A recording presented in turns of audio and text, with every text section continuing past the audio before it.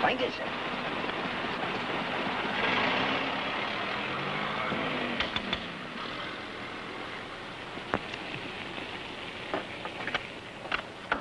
Mr. Kennedy? Yes, sir. Have you an appointment? He's expecting me. What name shall I say? Anderson. Will you wait in here, please?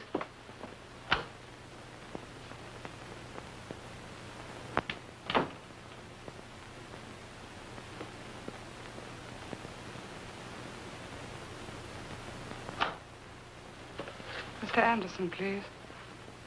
Mr. Anderson, please. Mr. Kennedy will see you now.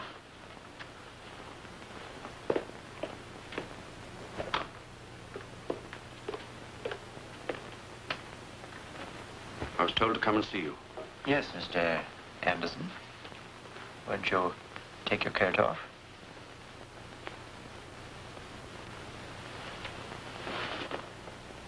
Thank you, Dr. Bruckner. Tell me, what's to happen? Where am I going? I don't know. To Germany? I don't know. I'd like to go to South America. Is that possible? You can change in my washroom. You'll find a shirt and everything you need in there. Leave all your own clothes here. You'll find money in the pocket of that suit. Now, at 6:30 this evening, go to 142 Belgrave Square. Mr. William Lucas is expecting you. When you're ready, you can leave by the other door. Thank you.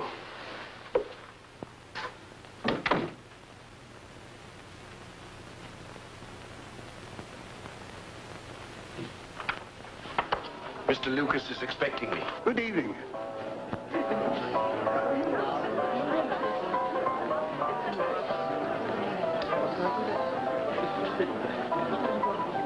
Come and join the party.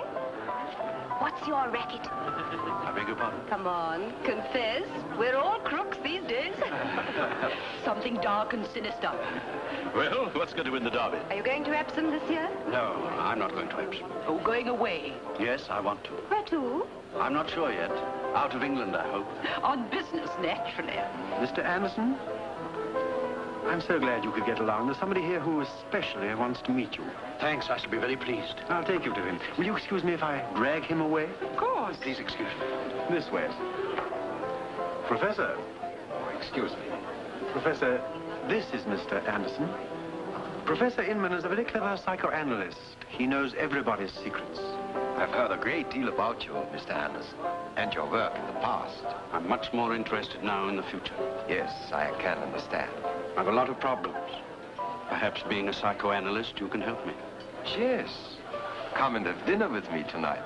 I shall look forward to it. We have made mistakes, Dr. Bruckner. But while there's life in us, we shall fight on. And the weapon of the future is bacteria. Is there anyone still working on immunization? Yes, many are working. When we have discovered a method to immunize our own people against the diseases we shall use, we shall be armed. But now you are free too, Dr. Bruckner. And you will continue to work, so far as possible, where you left off. Where? Not in Germany. There everyone is suspect, everything is watched. Here, Dr. Bruckner. In England? Yes. You were lucky. You have learned to speak the language when you were young. You have no accent. You can work here without questions or interference. We wouldn't have taken this trouble otherwise. How can I work here in England? You have a chance. It could succeed, you know. But that's up to you. If you haven't the courage to take it, they will find you anyhow sooner or later. And hang you. Yes. What's this chance you talk about? This morning, a Dr. Richard Forrester has arrived in London from Australia. He has been appointed bacteriologist at the medical research station at Gillington near Oxford. He's staying tonight at the Tivoli Hotel, room 313. Is he Australian? No, English. He has lived there about 15 years, working at a hospital in Melbourne. Hasn't he any family or friends here? Oh, as far as we know, he has no relations in England. But he may have friends. That is for you to find out, Dr. Bruckner. Here in this bottle is some phenol. By injection with a needle, death is almost instantaneous. We have tested it many times. Is this all the help I get? No? Here's a capsule. If you break it in your teeth, you will die within a few seconds. If anything goes wrong, you will use it. Well, Dr. Bruckner?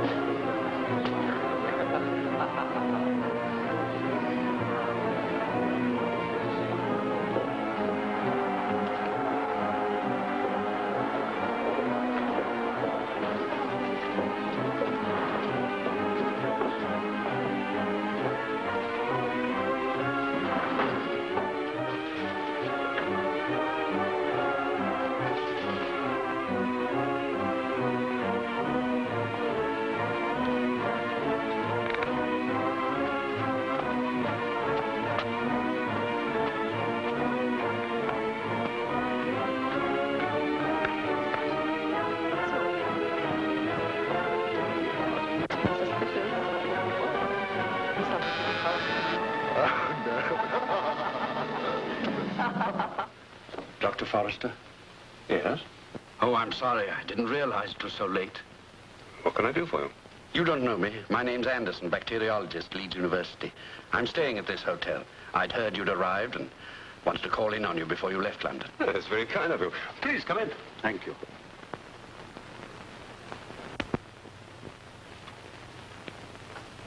How was the journey? I enjoyed it. I needed a rest. I hope you don't think it odd calling in on you like this. I'm used to Australians. They do that sort of thing. No standing on form. That's what I came to see you about, Australia. I want to go there myself. I'm a bit tired of this country.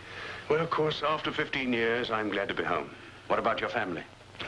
I haven't a family. But you've lots of friends here? Sure, when I can find them.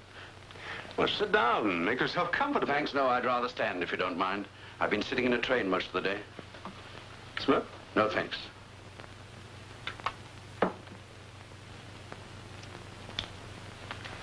Well, what do you want to know about Australia? You like Melbourne? Very much.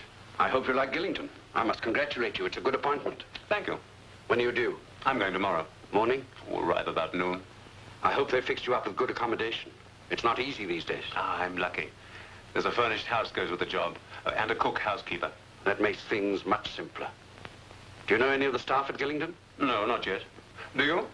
Not personally. If you don't mind my asking, who told you I was staying here? Mind my turning this on? Or do you object to this sort of music? Not in the least. But must we have it so loud? I'm afraid we must.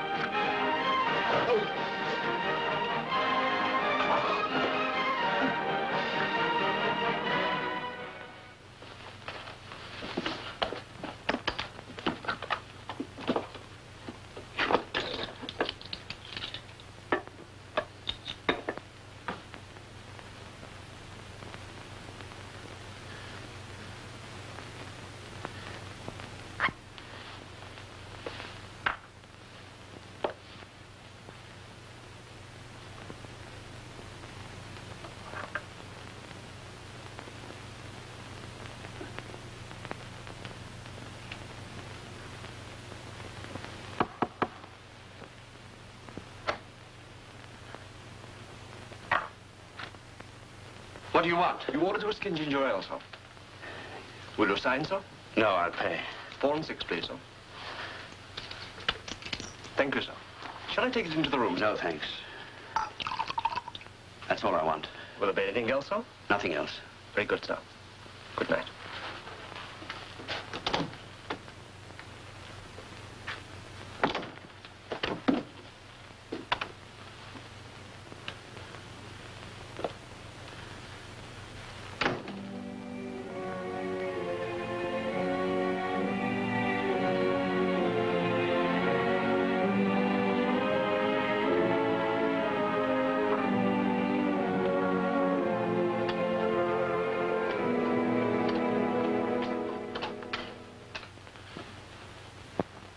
please have my bill ready? Room 313. Yes, leaving now. Thank you.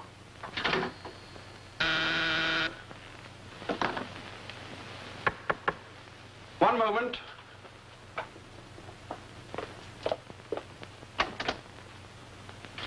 Your luggage, sir? Yes, it's all ready.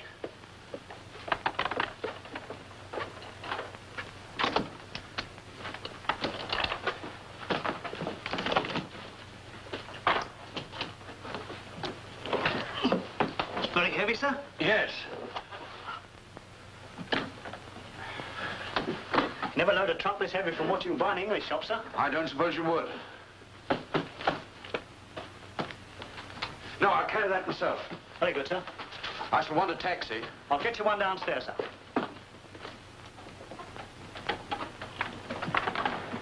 I'll see you at the entrance, sir. Where are you going? We're taking the service lift, sir. Going down, sir.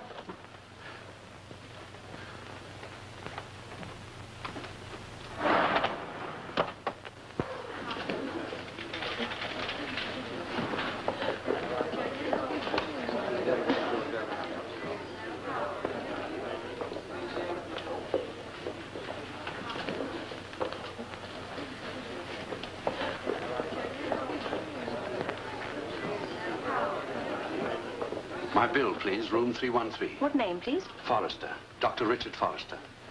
Will you wait a minute? I'm in rather a hurry.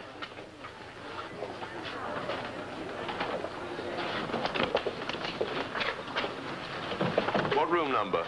313. Taxi! Taxi!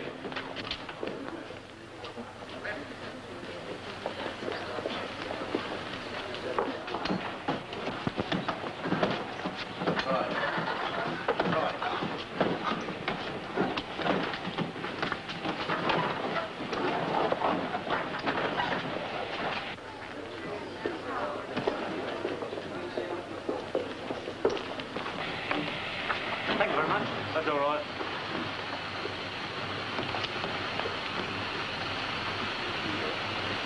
Thank you, sir. Where to, sir? Paddington Station. Taxi! Taxi!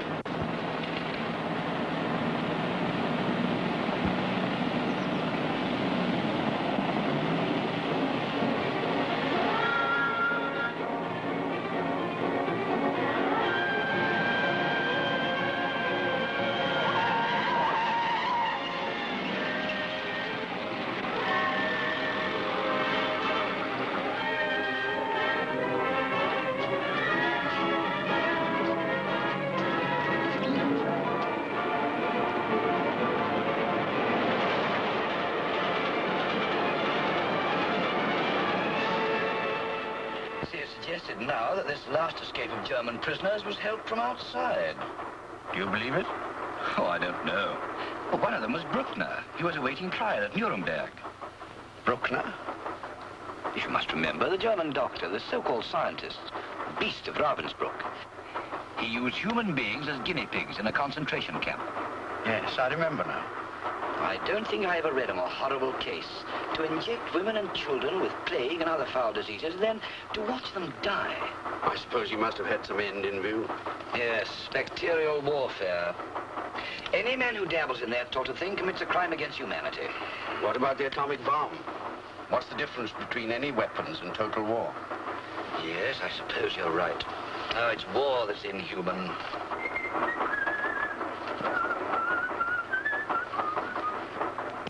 Well, speaking as a human person, I've always found that faith can accomplish as much, if not more, than forensic medicine. Well, I'll back drainage against dogma and penicillin against prayer any day of the week, including Sunday. Well, let's say penicillin and prayer. Ah, here's Givington. We're agreed upon that. Well, as we're going to be neighbors, I'd better introduce myself. My name's Layton. Mine's Forrester. I'm doing welfare work at the POW camp here. I hope to see you sometime. Thank you. Good luck to you in your new work.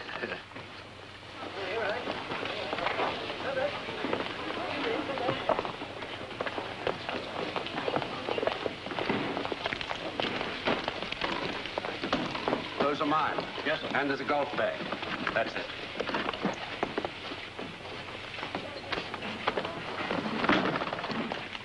That must be him, Fred.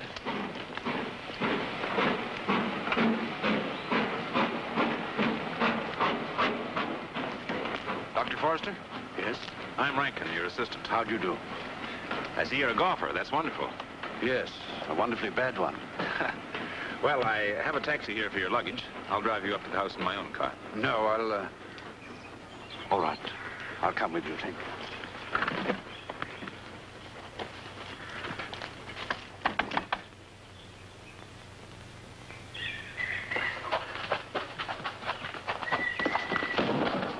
Here, take that end. I'll give you a hand.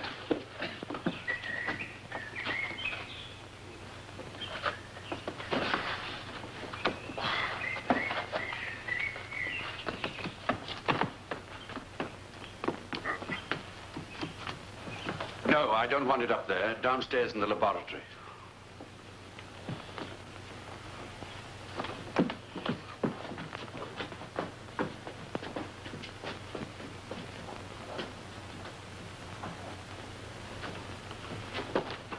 Look out, men.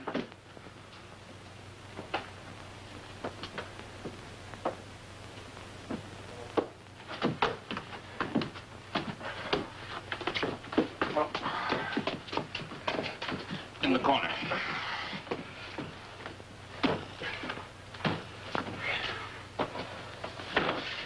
Thank you. I'm afraid it's heavy. A lot of gear inside I shall need down here. Sorry I shouted at you. Oh, that's all right. Thank you, Henry. Thank you, sir. Thank you. Thank you. Well, I hope this is adequate. Dr. Carter, your predecessor, had it fitted up for his own private work. Yes, that's what I intend to use it for, too. What's through there? That's the old wash house. Never used now. I shall want a few things changing. Well, I dare say we can arrange all that. You say you're living in the house? Yes, but that was purely a private arrangement between Dr. Carter and myself. If you prefer, I'll move out. We'll see how it works. But don't expect any social companionship. I shall be working most nights, sometimes very late. What, overtime? Oh, that's bad. That's very bad. Well, surely not tonight. Yes, Dr. Rankin? Even tonight. And perhaps you won't mind if I keep a date at the club. There's a special session on tonight. I may be pretty late. Not in the least. Sure? Quite. Right. Well, I'll see you later.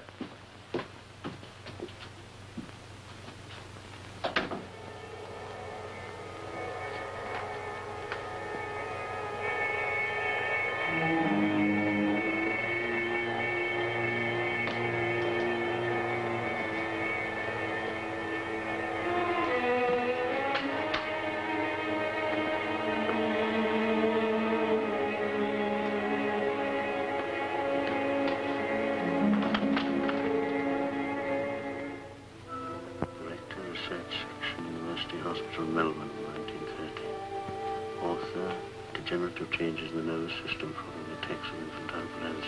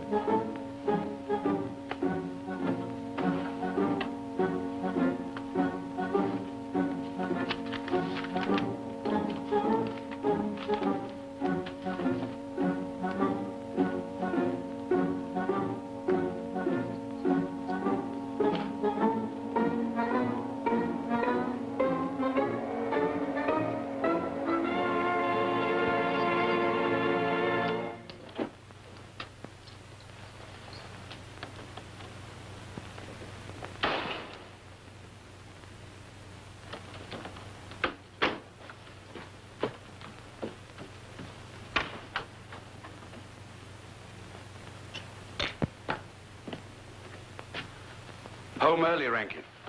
Oh, hello. I thought you were going to be late tonight. Well, after all, this is your first evening here. I scranced a bottle of scotch. Thought you might like a drink and a chat. Thank you, but as I told you this morning, I have a lot of things to do. I thought you were pulling my leg. Go on. Have a drink. Dr. Rankin, I think I'd better make it quite clear that I'm not in the habit of pulling people's legs, particularly the legs of my assistants. But it's apt to lead to misunderstandings, and life's too short for that. Oh, I'm sorry. There's no offense. You sure you won't have a drink? No, thank you. By the way, I have an invitation for you. They want me to bring you over to the club and introduce you. The club? The golf club. You know, bridge, poker, a drink any evening. Of course, you can get a game anytime you like. Thank you, but I hardly play. You can't tell me you brought that set of golf clubs all the way from Australia for nothing. No, Dr. Rankin. Good night.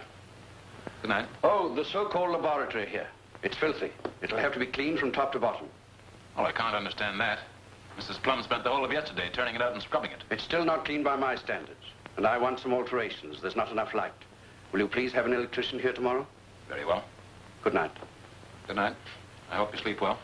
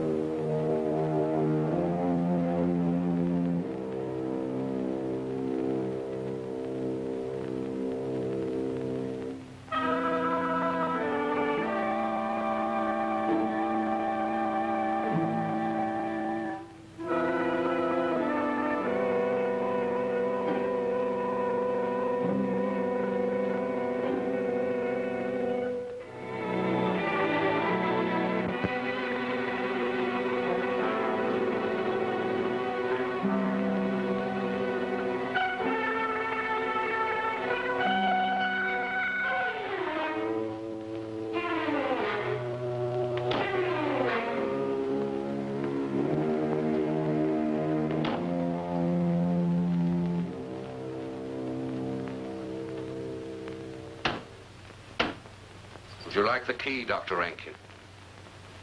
Go on. Open it up and have a good look. Perhaps you'd like to read my diary and my private letters. I came down to look at the lights. You were complaining about them. I'm sorry if I appear to be poking my nose into your private things. I apologize. In future, if I ever require you down here, I shall send for you. Good night.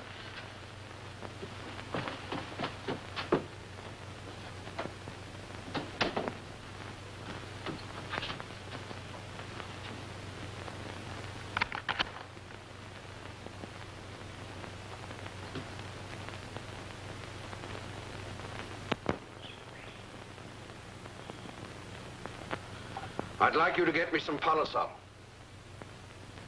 Polisol? We haven't used it for years. I want it.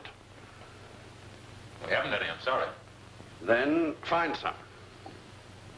There's Ronsasol, made by Day and Walker. It's almost identical. I can get you that.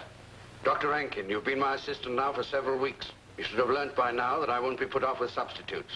I've always used Polisol. I've used it quite recently. Must be obtainable. Get some. Right. I'll try this afternoon. Thank you.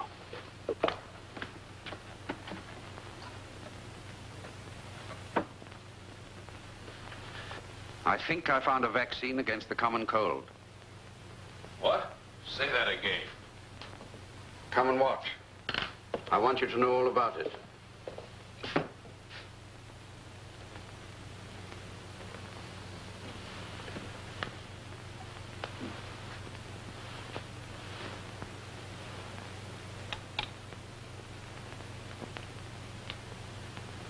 First, I took some washings from the throats of people who just started with a common cold.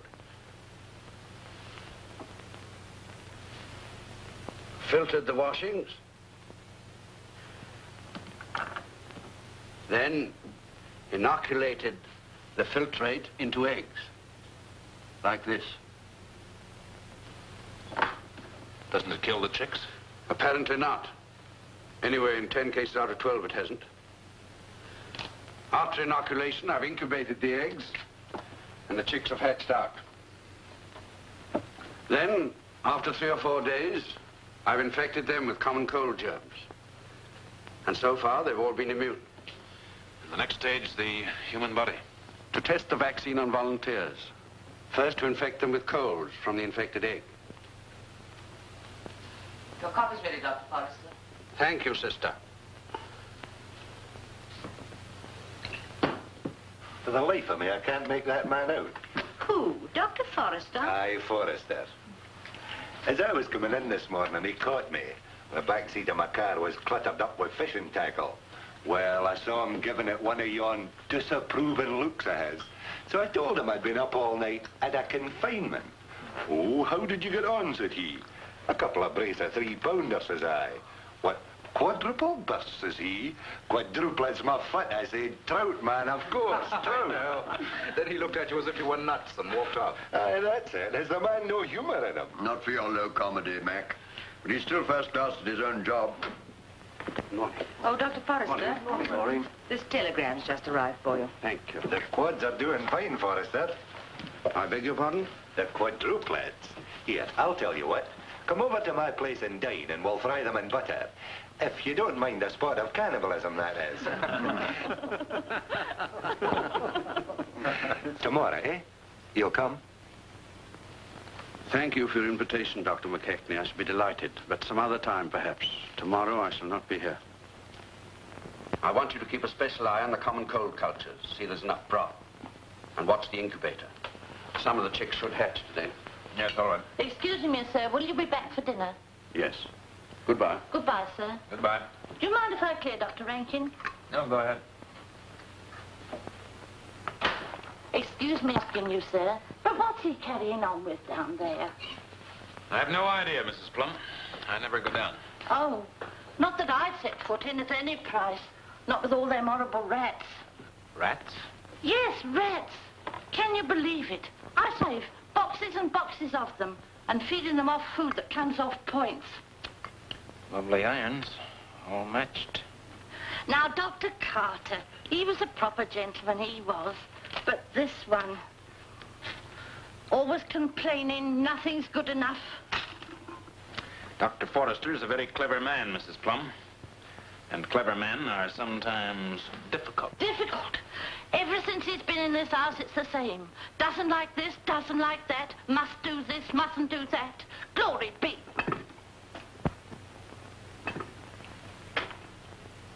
It's funny. He said he couldn't play for toffee. If there isn't a cut on one of them. They've been used a good many times.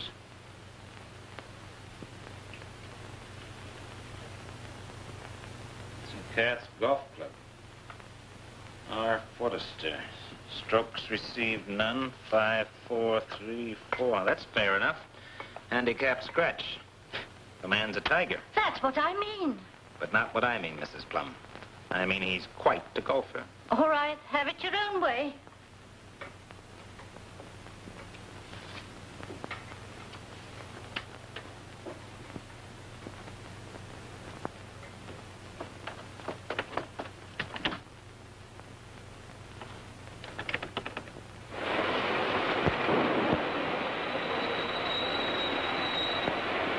What room number did you say? 428. Thank you. No, I don't want to speak. Just want to send something. Thank you.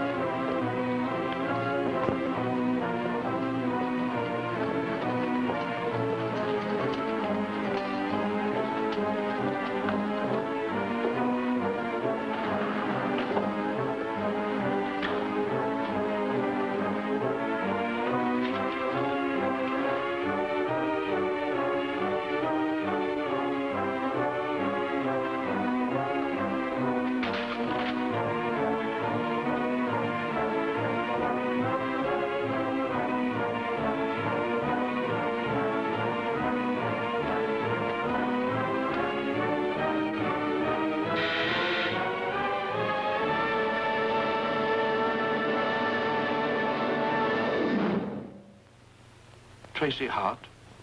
Yes? Were you expecting Dr. Forrester? No. No, I thought I was to... You, Dr. Forrester? Dr. Forrester, please come in.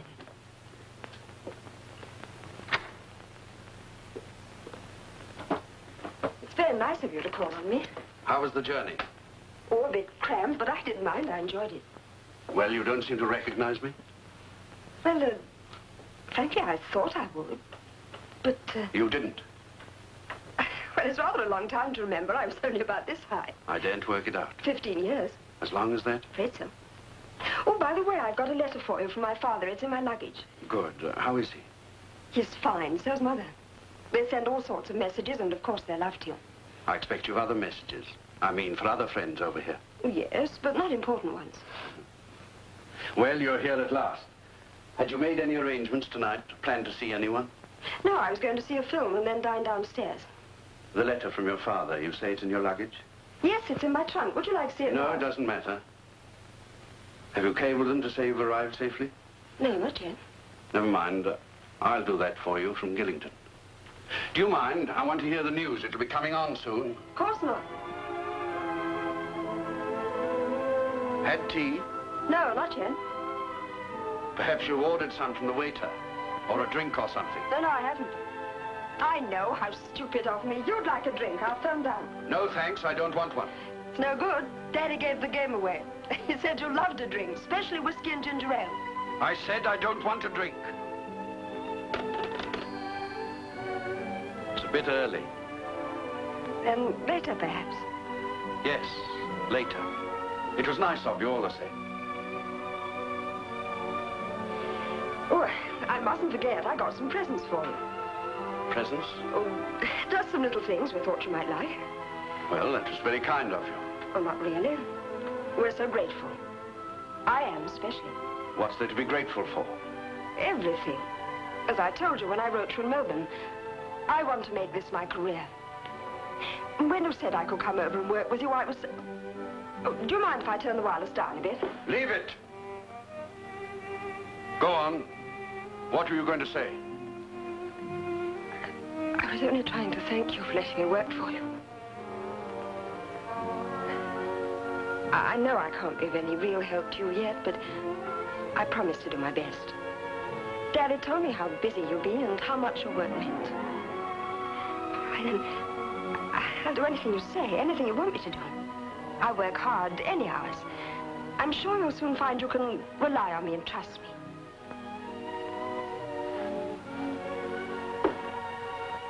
Yes.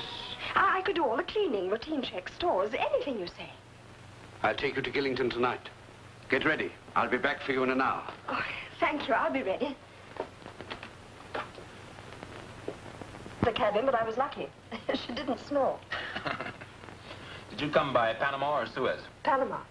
You'd miss Colombo. I have a brother out there. I've always wanted to go to Ceylon. You know Colombo, don't you, Dr. Forrester? What?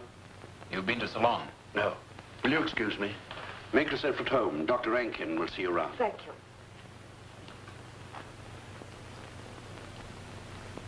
Do you mind if I ask a leading question? Well, do I have to answer it? No. Go ahead, then. Well, exactly what are you? Private secretary, private assistant, private girlfriend, or are you moving into my job at the station? Good heavens, no.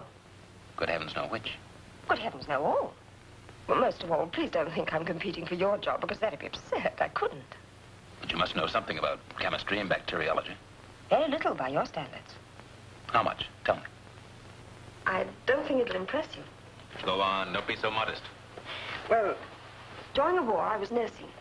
Then I became a sort of junior assistant to a bacteriologist in Christchurch who was working on plant diseases. Mm-hmm. I got very interested. So then I studied biology at the university, and later I got my degree. Good. Well, how'd you get over here? My father heard of Dr. Forrester's appointment at Gillington and wrote to ask if he'd take me as a sort of pupil assistant.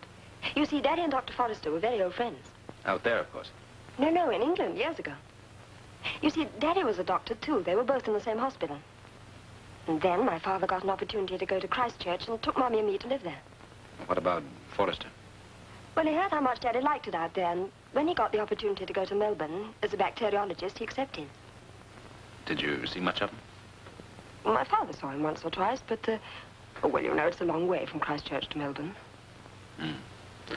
Well, I'm glad you've come. This house needed a bit of someone like you. Thank you, kind sir. But I never expected to be staying here. Why not? Oh, well, naturally, I thought I'd be living in rooms. I'm very grateful to Dr. Forrester. Miss Hart, Yes, Dr. Forrester? will you please come down? Oh, yes, Dr. Forrester. Oh, will you excuse me a minute? Certainly. You know, you're highly honored being invited down to the Holy of Holies. It's out of bounds to me. Mind if I clear, sir? I never mind if you clear, Mrs. P. What does all this mean, sir? That's what I want to know. Dr. Carter would have had a stroke. What does what mean? There's something peculiar going on. I can feel it in my bones. Your bones have got far too much imagination, Mrs. P. Well, what would you think? Bringing a young girl into the house without so much as a moment's notice, coming home 2 hours late for dinner, cool as you like, no explanation, and then announcing she'll sleep in the next room to him. Now, take it easy. Where else could she sleep? Anyway, he's old enough to be your father. That's just it. The older they are, the worse they get. You wait. You'll find out. This is a culture of plague. Black Death. No, Black Death was a bubonic plague. Then there's pneumonic plague. But a vaccine has recently been found for that. This is a variety of plague which will attack through the heart. The cardiac plague. The most deadly of all. German scientists were experimenting and planning to mass produce it artificially. Were they successful? I don't know. You look. Oh, yes. Only 2 microns long. Know how much a micron measures? Thousandth part of a millimeter. That's right. Now, this is how they're mass produced. Roughly once an hour, these little fellows divide themselves. So in only 24 hours, under the right conditions, you'd have 10 million. Put end to end, they'd measure about 37 yards. And still they wouldn't be heavy enough to be weighed. In a relatively short time, you can cultivate artificially thousands of tons. But, well, surely there are antidotes. Of course, there are natural antidotes. Food, temperature, congestion of waste matter. But they could be mass-produced. Any defeated or weak nation could sap the strength of a greater nation. But I can't believe that It's the next war. Undeclared and in the dark. The microbe, the invisible weapon. Suddenly, the greater nation would find itself in the grip of a series of epidemics. Perhaps the first victims would be livestock and crops. Later, human beings. Human beings. Children. Deliberately infected with plague. Yes, but the infection would be far surer and far more deadly than ever before. How? Experiment has shown that bacteria can now be given extra staying and spreading power by dissemination through artificial mist. That means you only have to breathe the tiny droplets to catch it. But I can't believe that anyone could be so... Can't you?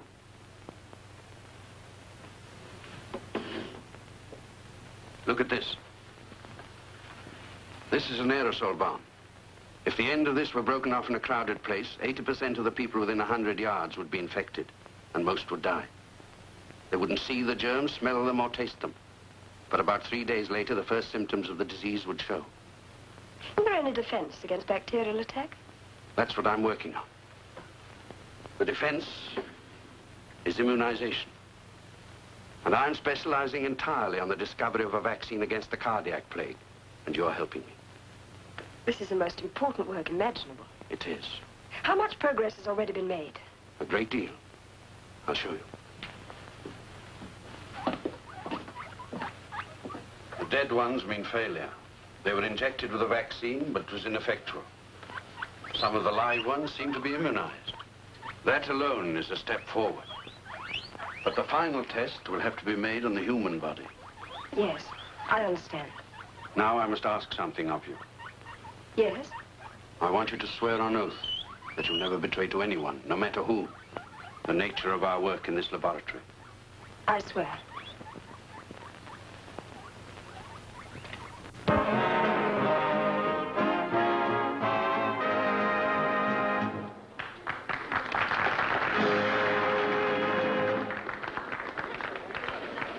Cigarette? Yes, I'd love one. Oh, sorry. Come on, we'll get some. Good evening, Dr. Rankin. You look as though you're really enjoying yourself. Do you know Miss Hart, Mrs. Coles? How do you do, Miss Hart? No, we haven't met before. Are you just up for the golf dance with Dr. Rankin? No, I'm living here. Oh, are you? How nice now. Will you excuse me? I'll get some cigarettes. That's very kind of you, Dr. Rankin. Let's sit down. Now, you must tell me all about yourself. Well, this is a lovely part of the country, don't you think? Yes, it is lovely. You know, I've traveled all over the globe, but I always come back to my little nest in Oxford. Whereabouts are you living? At Gillington. With friends? Yes, I'm staying with Dr. Forrester. Dr. Forrester? Forrester? Oh, he hasn't been here long either. He's a new bacteriologist at the research station. Fancy. I knew a Dr. Forrester when I lived in Australia, in Melbourne. Dr. Richard Forrester. He is Dr. Richard Forrester, and he's lived in Melbourne for years. Well, I never. It must be the same. He was a bacteriologist. Bugmen, I always call them. My, now isn't the world small? I must tell him he's here this evening. He'll be awfully pleased. Yes, do. I'm dying to meet him again. When are you coming to look round the camp? To be frank, I'm not very keen. I've seen too many. Well, Gillington's more interesting than most. It's for tough cases and for prisoners who've escaped. Yes, so I understand. By the way, you remember we were discussing Bruckner in the train? Yes? He's still free. Where do they think he is? No idea, but they found all the others. Haven't they any clues about Bruckner? Oh, they will find him. Do you know Colonel Ingram, Dr. Forrester? How do you do? Colonel Ingram is the commandant of the camp. Oh? Dr. Forrester is a scientist, rabid scientist. He knew Bruckner's work. Did you ever know him personally? Yes. Do you mean you actually knew him? Yes, but it seems a very long time ago.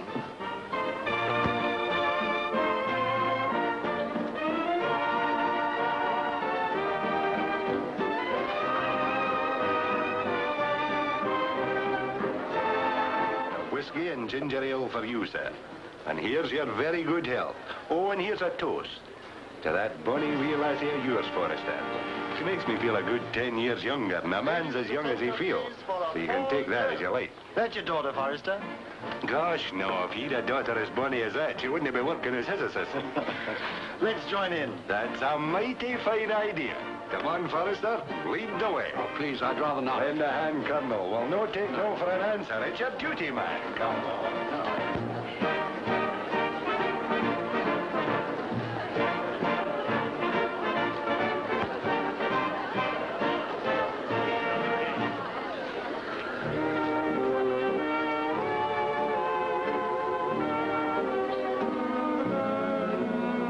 Enjoying yourself?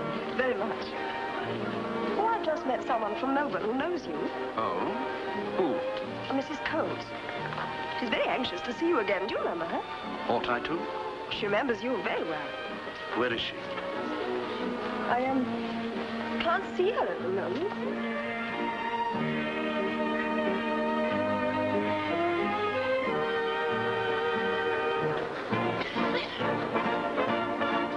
Good night, partner. No, not yet. Yes, I'd rather.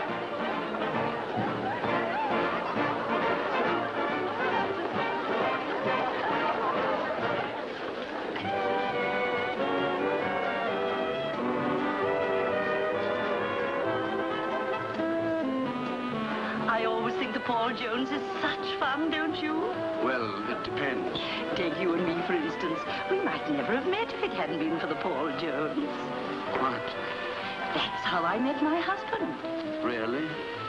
He passed on, poor darling, 12 years ago. Oh, I'm sorry. Have you tried the apricot jelly? No. You must. It's delicious. Excuse me, sir. You want it on the phone? I won't do that. All right.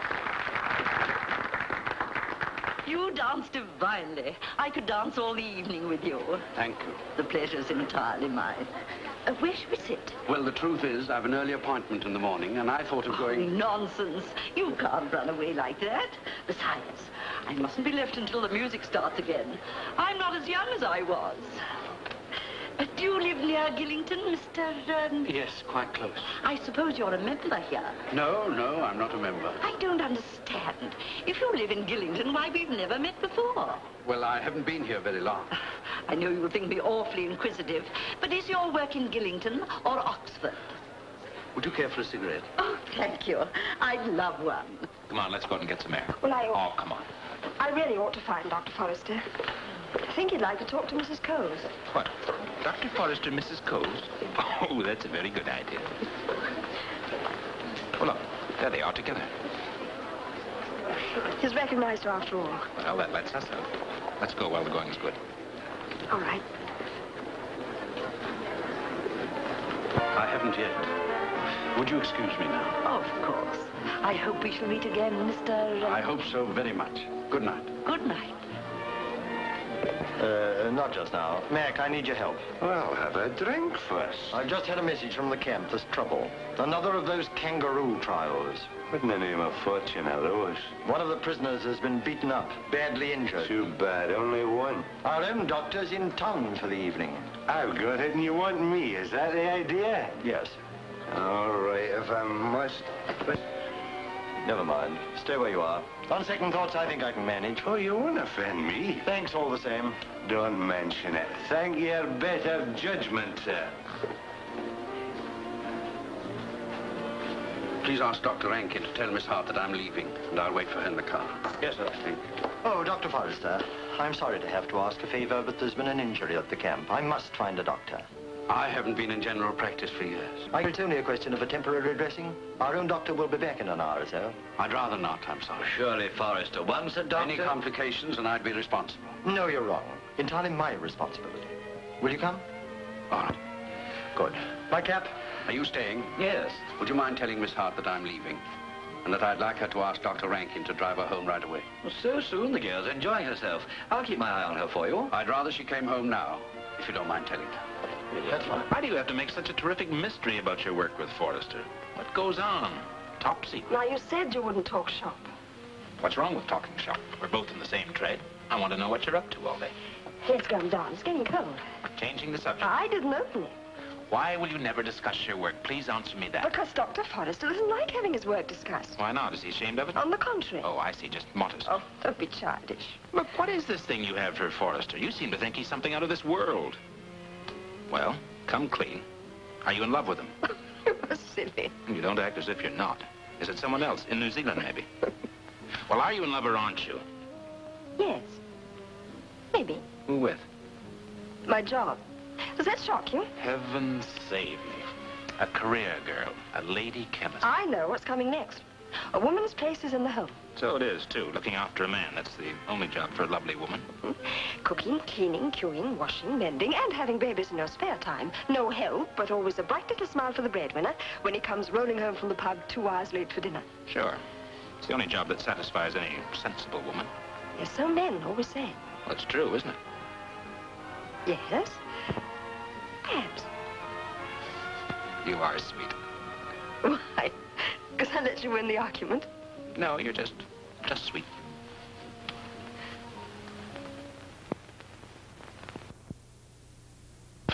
I better give him something to quieten him down. Got a hypodermic and some morphine? Yeah. Right, fill it, half a grain. Yeah, well... Speak English? Yes, sir. Well, pull yourself together. I told them the truth. Go on. Get it off your chest. What did you tell them? They lie, even to themselves. They make believe that another Hitler will come. Der Tag. I lost all I had, even my wife. I spat. I told them Hitler made savages of the German people. Give me the syringe. Fetch some more hot water. Jawohl.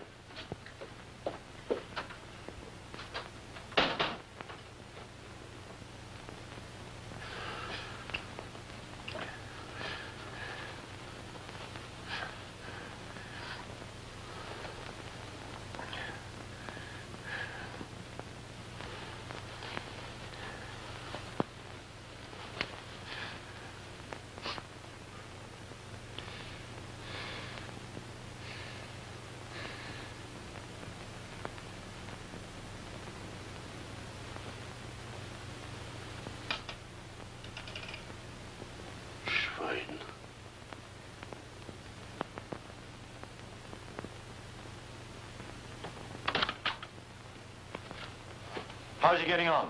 He's gone. Brain injury. Well, one bad German less.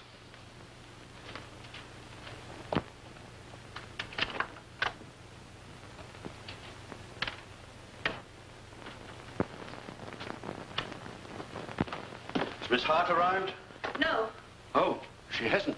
no. And I want to give notice. I wish to leave first thing in the morning. Leave? Why? I've managed this house for 10 years now. But if you think you can get it better managed, you're welcome, Dr. Forrester. What's the trouble? That foreign woman you applied for in there. Been here since 8 o'clock. Foreign woman? Yes. Foreign woman from the labor exchange that you applied for. Well, all right. Let her get on with it. But not while I'm here. I'm particular. I think we'd better settle this in the morning. We'll settle this here and now. If she stays, I go. Good night, Dr. Forrester.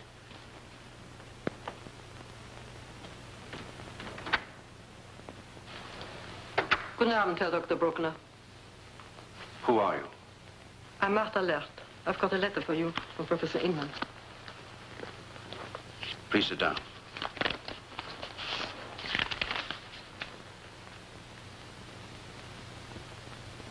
All right. You will sleep in this house. Officially, you will be my maid. How are you progressing, Dr. Bruckner? How much time have I? And what about the police? Where are they searching for me now? They think you have escaped from England. They've been looking for you in Paris, Switzerland, even in Portugal. And what arrangements are being made for me? Everything has been arranged. Whenever you're ready, you'll be flown to Spain. From Spain, you'll be taken to South America. Good. I may be ready soon. We would like to know how far have you progressed, Dr. Bruckner? Please, tell me. I found a vaccine. It will immunize rodents. It still has to be tested on the human body. You've got a patient? Yes. That's good.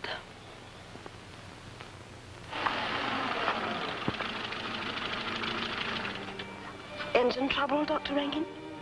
It's the night air. It blocks the carburetor. I know. But it's getting terribly late. Good, that's what I like. But what about Dr. Forrester? Well, who does he think he is? Well, he's my boss. Not tonight, he's not. All right. But will you please drive me home? No. Oh, Do you really want to go home? no. But I think we'd better just the same. All right, if you insist. Start the engine. I am not awfully good at engines.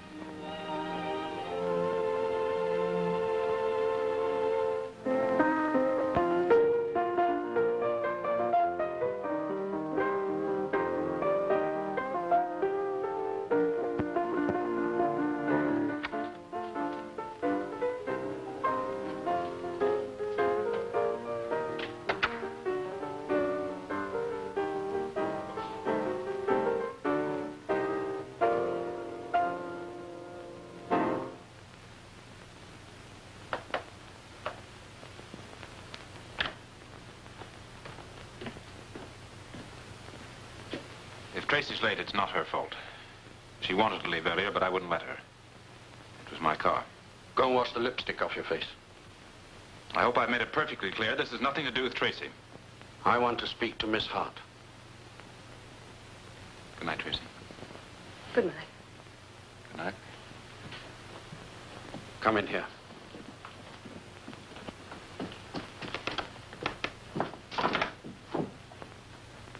Father Layton told you that I wanted you to return, Yes, he did. but you preferred to stay on and come back at this hour of the morning.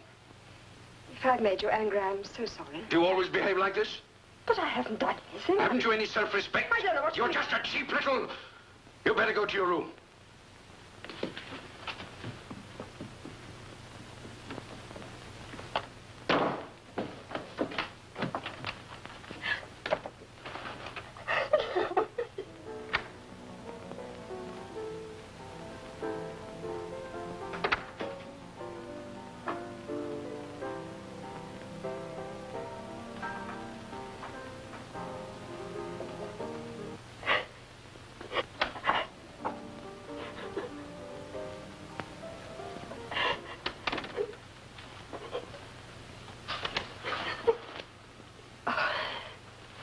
Tracy, please don't cry. You mustn't pay any attention to him. Why, the man's mad. He's a maniac. I'm getting out of here tomorrow, and so are you. If you stay any longer, he'll drive you insane. I'll find rooms for you. No, it was our fault. Look, Tracy, this isn't 1870. You're not 15. What right is he to behave like the Grand Inquisitor? I know why he's angry. He feels he's responsible After all, we might have had a smash or something. It still doesn't excuse that sort of behavior. Why, he's off his nut. You don't understand him. He gets upset, and then he says things he doesn't mean. It's just him.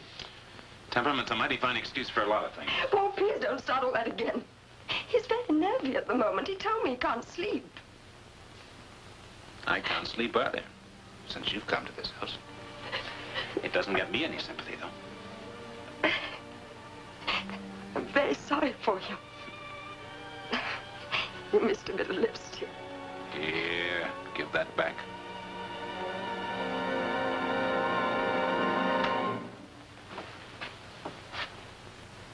Rankin, pack your bags and get out. Now.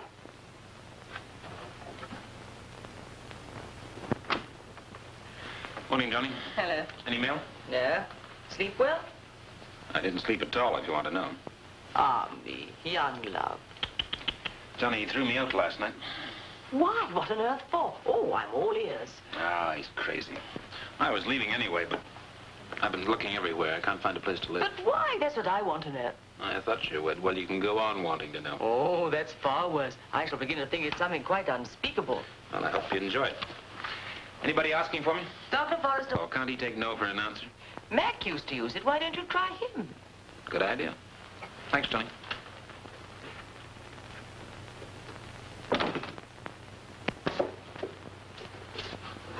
Mac, I want to ask you something. Way, man, I'm busy. It's a matter of life and death. Have you still got some Polisol? Polisol? What do you want it for? Oh, I don't want it. He wants it. Well, it's not made here. It was made by I.G. Farben, the German chemists, from a herb which is only found growing in the Baltic regions. It hasn't been coming over here since 1939. That's funny. He said he's always used it quite recently. I wonder where he got it from. Probably using pre-war stocks. In Australia, more than likely, they'd have bought their stocks in bulk. I wonder. Here, I'll tell you what. Take him some Rontasol, label it Polisol, and see if he knows the difference, eh? He's not much good at practical jokes. You take him too seriously. I can't take him at all. He can't eat you. You take a tip from a canny old Scot. You may not love him dearly, none of us do, but you can learn from him. He knows what he's doing. Johnny's got some Rontasol in stores. Ask her. Okay, Mac. Thanks.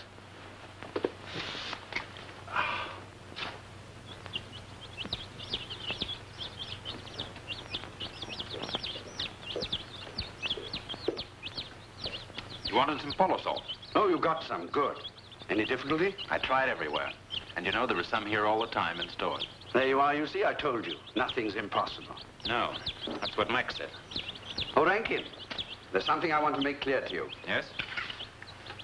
I never allow anything that happens in private to affect my professional work. My relationship with you here will not be influenced by what happened last night. I expect the same from you. I'm responsible for Miss Hart. Also, you both have work to do.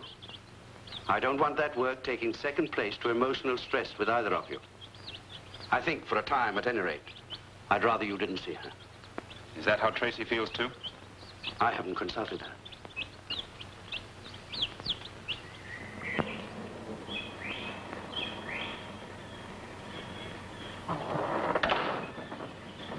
Excuse me, is this Dr. Forrester's house? Yes? Is Dr. Forrester in by any chance? No, the doctor's at work. Then I wonder if you'd mind giving him this letter on his return. I was passing and I thought I'd save a stamp. Who shall I say it was, please? Mrs. Coles. An old friend of Dr. Forrester's from Melbourne. I want him to have tea with me. We'll have so much to talk about. Yes, I'll tell the doctor. Thank you so much.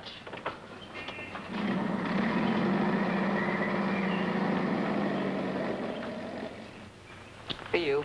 Thanks. Hello. Tracy? Yes. Yes, it was all right. I'll tell you later. No. No, nothing. Are you alone now? Good. I'll come right over. Bye-bye. I'm out if anybody wants me. I'm sure she does. Mutual.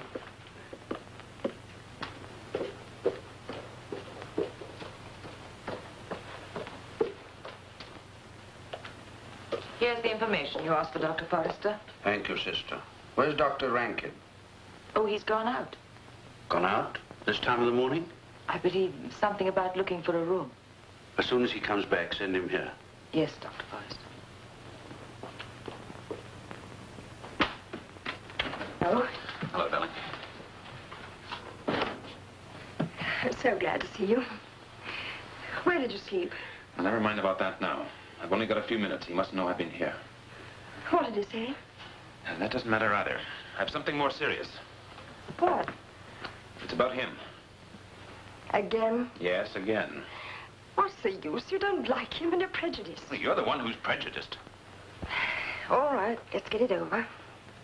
There are certain things I don't understand, and I don't like them very much. What, for example? Only little things, and I know what you're going to say, but they still add up. All right, get on with your adding.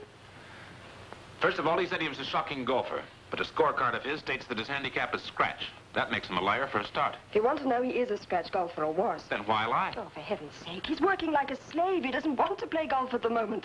Now, what else have you got against him? On his trunk, there's a label of the Gall Face Hotel in Colombo. But you yourself heard him say that he'd never been to Ceylon in his life. I see.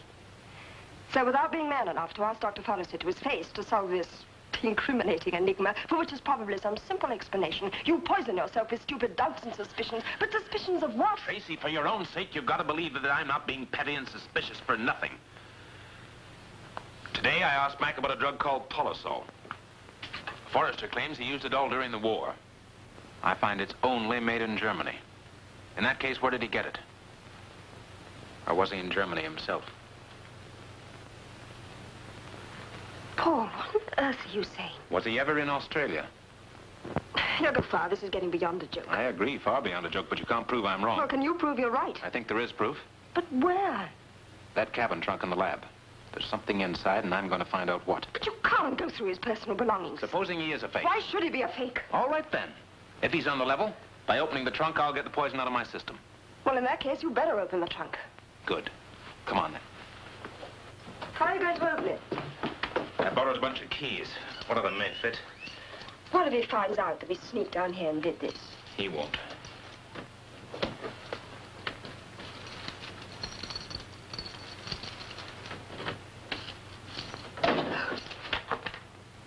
Oh, door.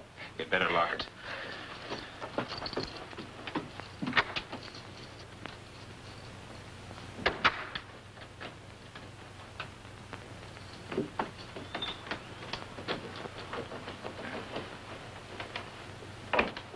Got it.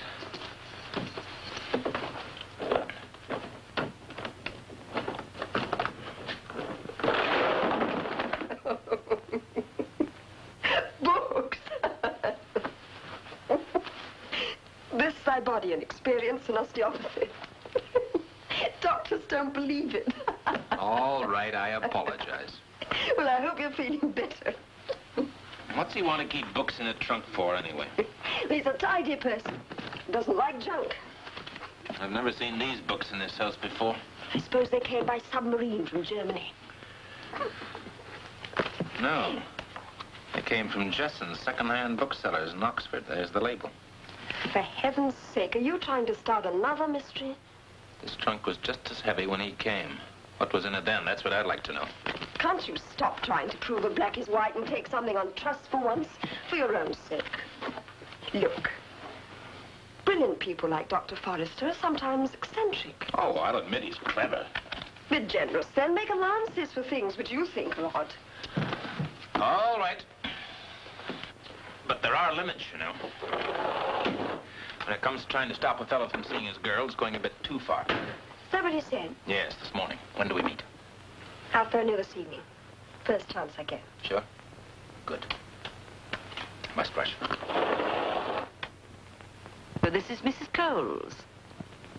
Not Bowles, Coles. Can I speak to Dr. Forrester, please? I'm sorry, Dr. Forrester's not at home. Oh, he's late. Will you tell him I telephoned?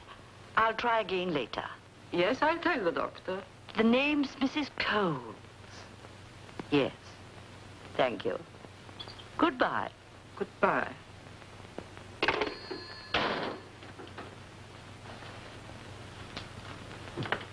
Mrs. Coles, friend of Dr. Forrester's, has telephoned. What did you say? Well, I said you were out. This morning she came here to the house, left this note. Who is she? I don't know. Well, what are you going to do? Don't know yet. You must do something. Yes. Dr. Forrester, they're all alive, all 6, and kicking. Good. I'll have a look at them.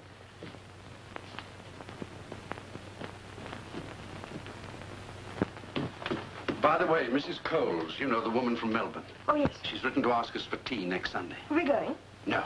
Do me a favor, Tracy. Ring her up and make an excuse. She's such a bore.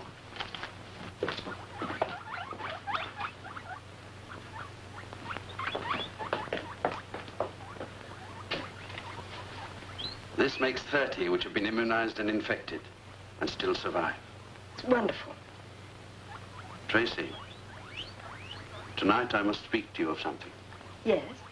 We have reached the final stage. We have found a vaccine which 30 times out of 30 has immunized a rodent. The time has come when we must make the same test on the human body. Yes, I know. If successful, it means that our country, after immunization of the people, will be safe. To other countries, this bacteria means certain death.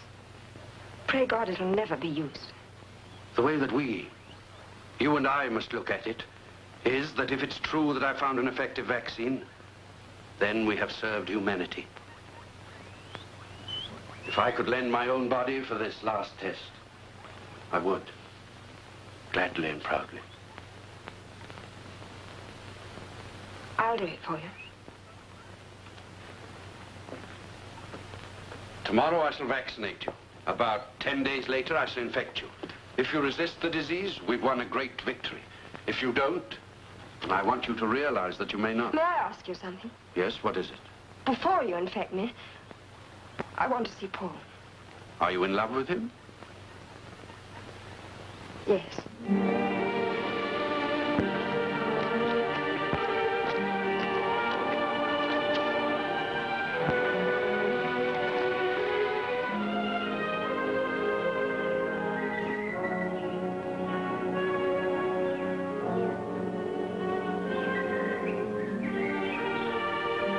I love you, Tracy.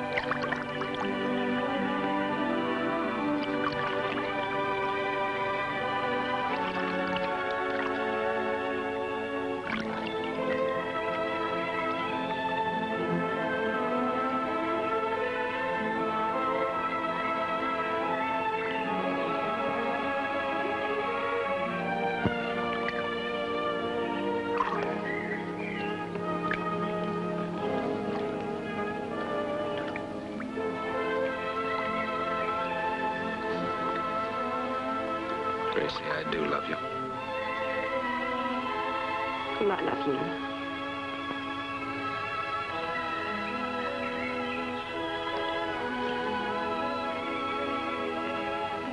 Marry me? Marry me. Paul, don't ask me again. Darling, I adore you. Please be patient. Marry me.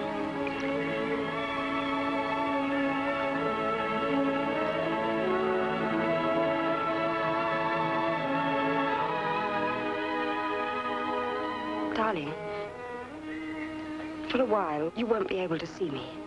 Then I swear to you I'll know what I want. Please, be patient with me. No, I must see you. No, darling, you won't see me.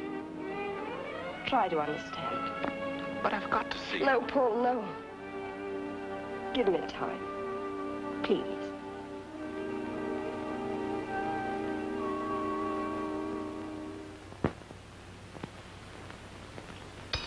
For a day or two, you'll feel perfectly well. Then you may feel very sorry for yourself. That will mean the fight is on, and we're going to win. Dr. Rankin is on the telephone for Miss Tracy. All right. Go on, go and speak to him, but he mustn't come round here. Thank you.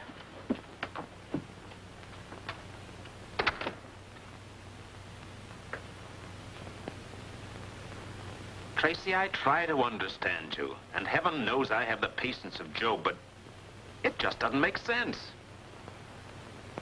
Well, are you all right? Good, then why can't I see you? Did you say it was Dr. Rankin who wished to speak to her? I see. But will you please ask Miss Hart to phone me? Do you mean to say she's so busy she can't spare 1 minute to speak on the telephone? Well, frankly, I don't believe you.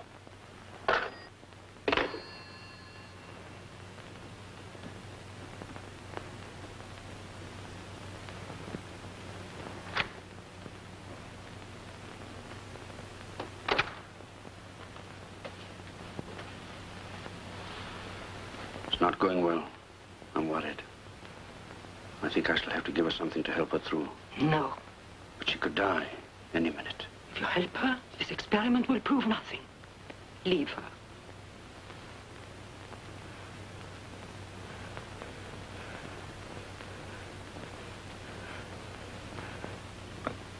But I must speak to her.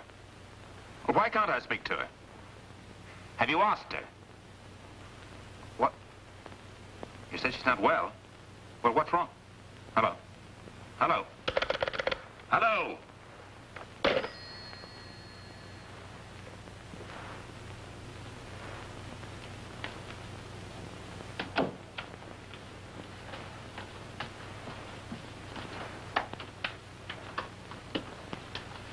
I'd like to see Miss Hart, please. I'm afraid that's not possible. Miss Tracy's in bed. I want to see her just the same. But Miss Tracy's not well. I know that. I want to see her. Please tell her I'm here. Please wait.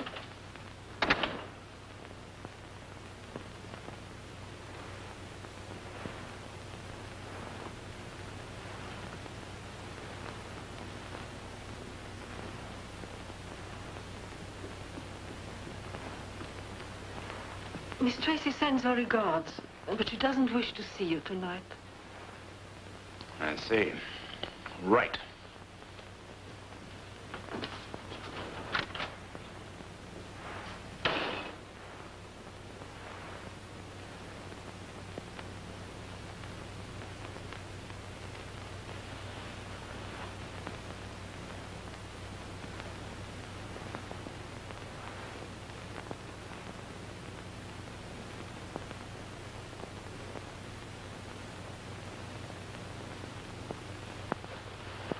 You're doing fine. I'm proud of you. We've won.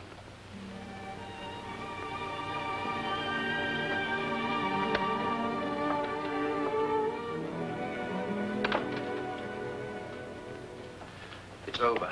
She'll be all right. Congratulations. I'd like a glass of champagne. Yes.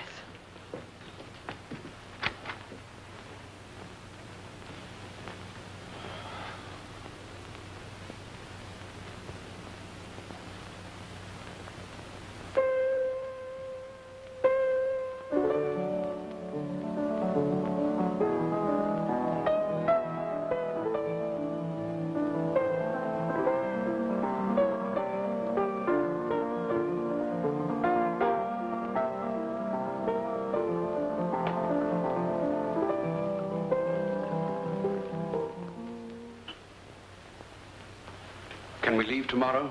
Yes. Tomorrow, then. Inman will pick you up at 3 o'clock at the entrance to Baker Street Station. You will leave England the same night. Good.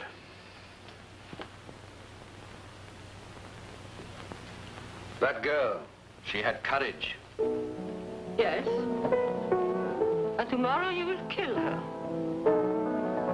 It isn't necessary. I am in love with this girl, Herr Dr. Bruckner. If I kill her, we take a stupid risk. They'll know too soon. Your orders are to kill slowly, to infect her. What rubbish they talk, these people who give orders. Herr Dr. Bruckner, I'm here to see that no evidence is left. The girl knows what you know. She's watched your work. Nonsense. No, not nonsense. She's intelligent. She knows more than you think. Herr Doctor, you will not leave England until this order is obeyed. You will not argue with me. You will kill the girl.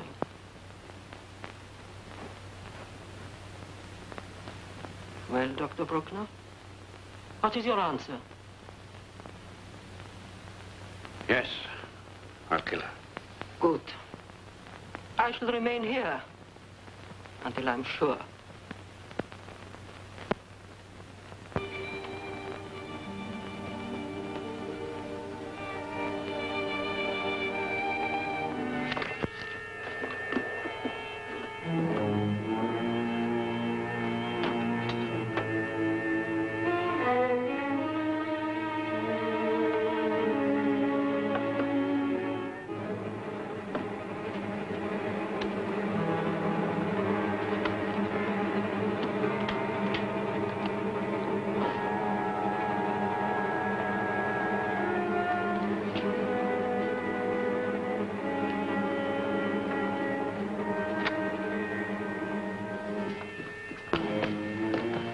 You haven't got too much time.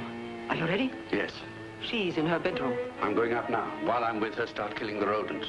I don't want anything left alive. Jawohl.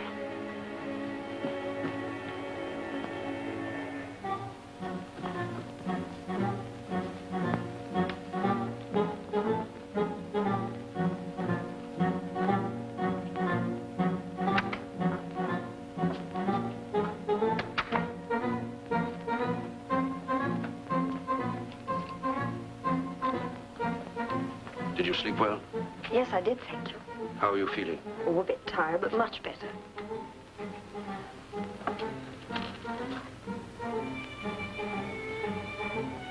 You're beautiful.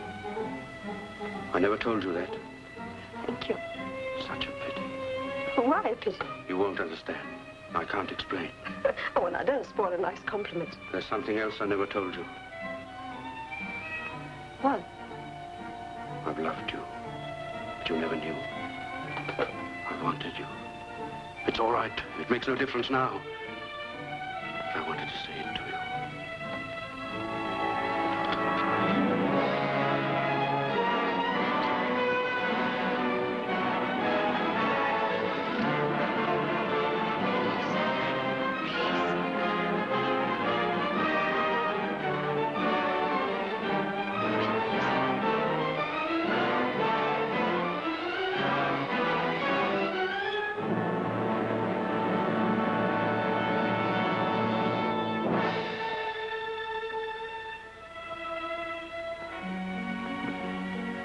I'm going away today, now.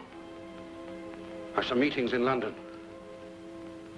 I want you to take it easy for 2 or 3 days. And don't leave the house. You're not strong enough yet. There's nothing for you to do. The rodents have been destroyed. Just rest. And don't see anyone.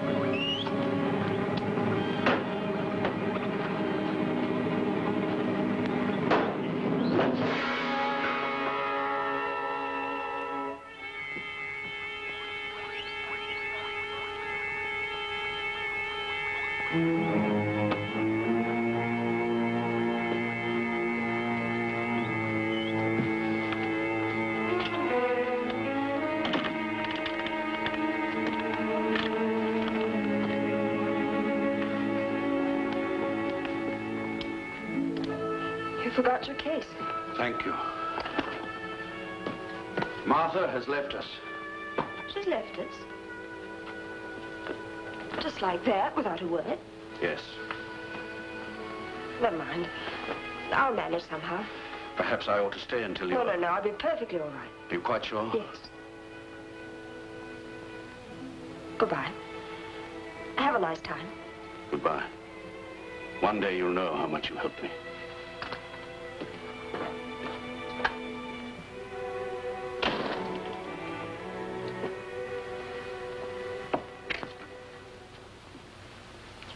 Gillington 838, please.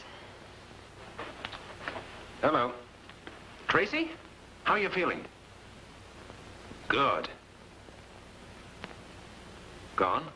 Where to? Well, didn't he say when he was coming back? Oh. Yes, all right, I'll come now.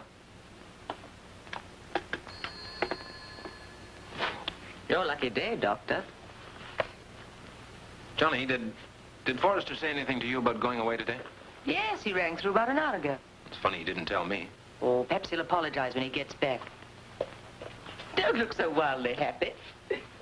Supposing he doesn't come back? Ah, what are you up to? Golf?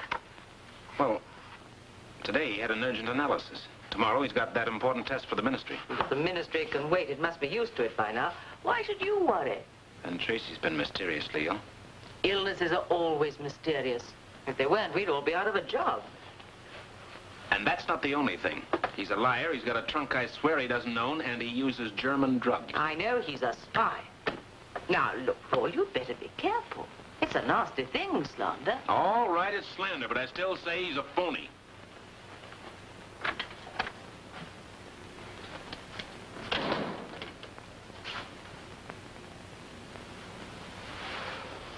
Hello, stranger. Hello, darling.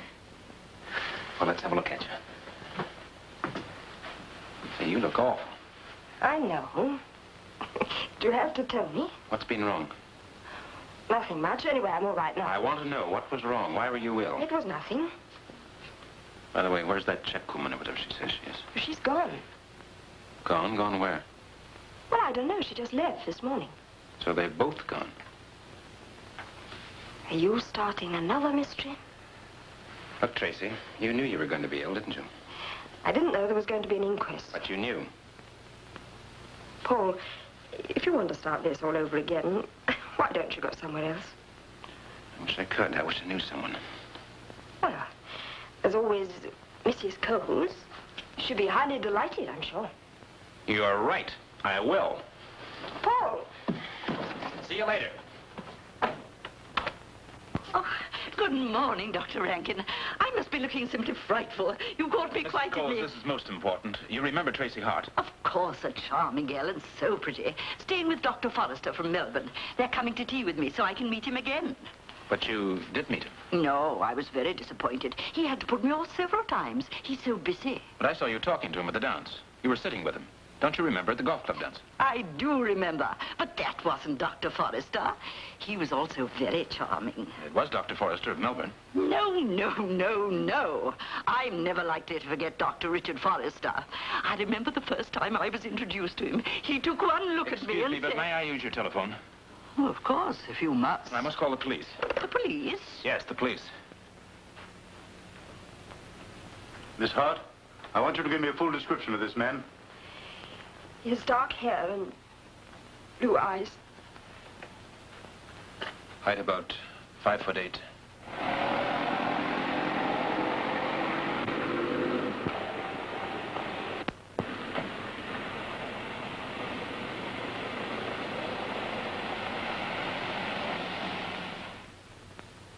Now, this aerosol bomb or germ container, what does it look like? It was a small metal cylinder, about the size of a DDT spray. Do you know what was in it? Yes. Culture of plague. Did he say anything about it? He said if it was dropped and broken in a crowded place, 80% of the people within 100 yards could be infected. Most of them would die. Did he say anything else? He said they wouldn't see the virus or smell it or taste it, but in about 3 days' time, symptoms would appear. And you're quite certain this germ bomb wasn't left downstairs in the lab? Yes, I'm quite certain.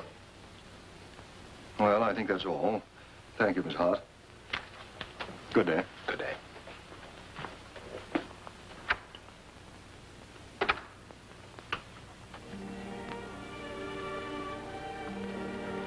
Go on, say it. Say, I told you so. Tracy. Come on. Cheer up. You're not the only mug, you know.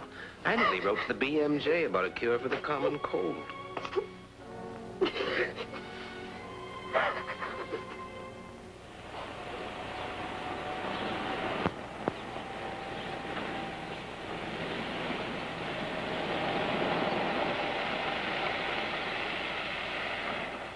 Last seen wearing a grey chalk striped suit, soft grey trilby hat, red tie, striped shirt, and black shoes. And probably carrying a small brown leather suitcase and grey overcoat. End of message.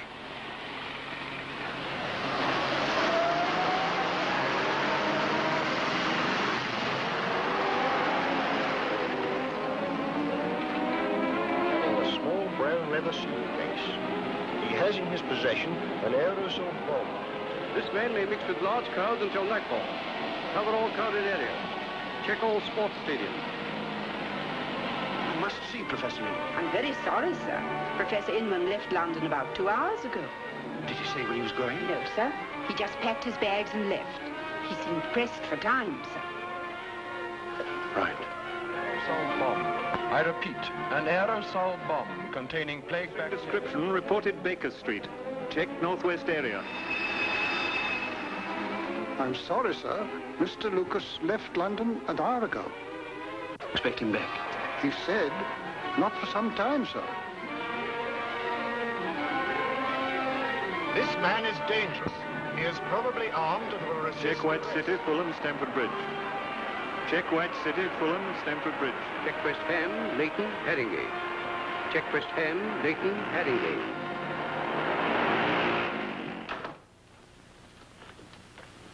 Where's Inman? Where's Lucas? I don't know. Why did they leave? Look at that.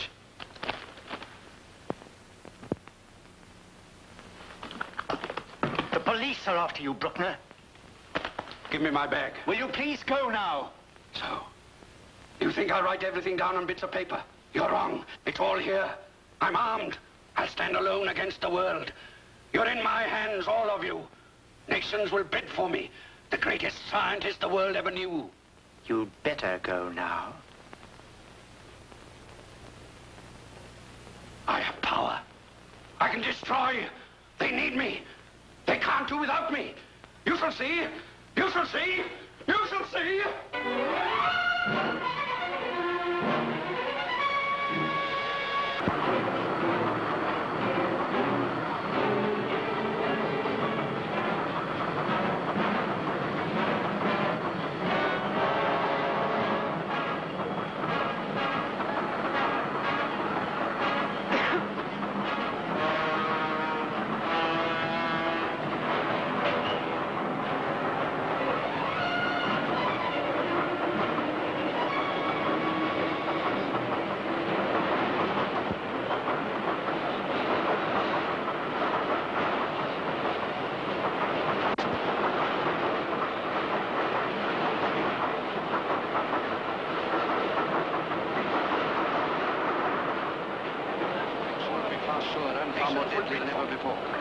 Sixth war. Power in the dark. I can destroy. The invisible. They need me. They can't do without me. You shall see. You shall see. You shall see.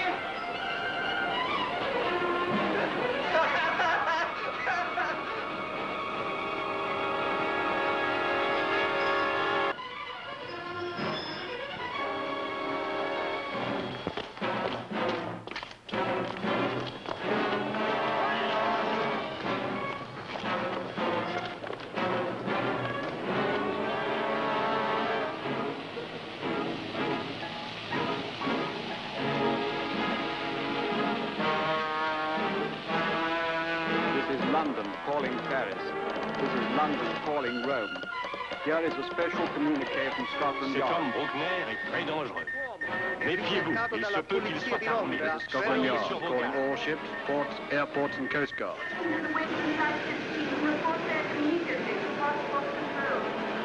Attention everybody, please. All passengers now embarking assemble in first-class passenger lounge immediately.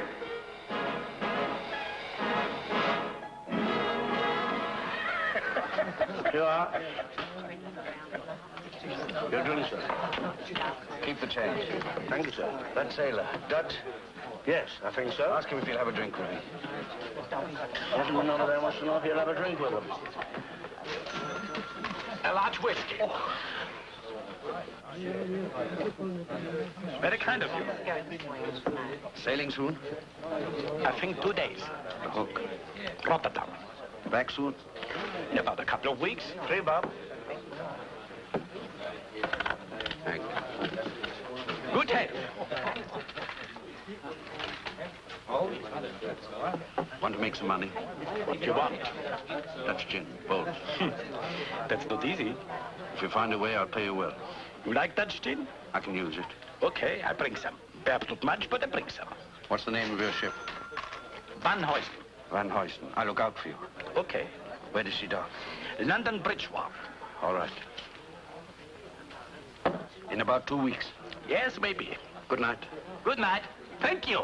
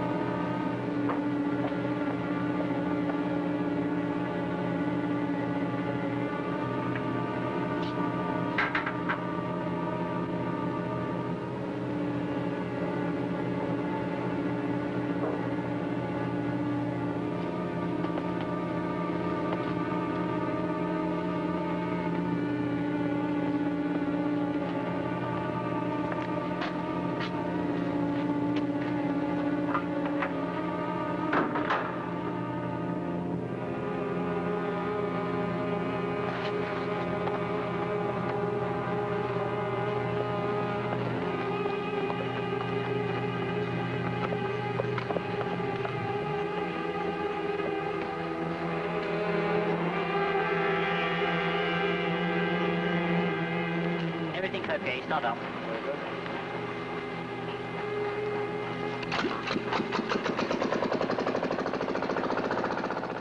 Check, cubic capacity 41872. Cubic capacity 41872. Cyanide 82 ounces. Cyanide 82 ounces. Okay.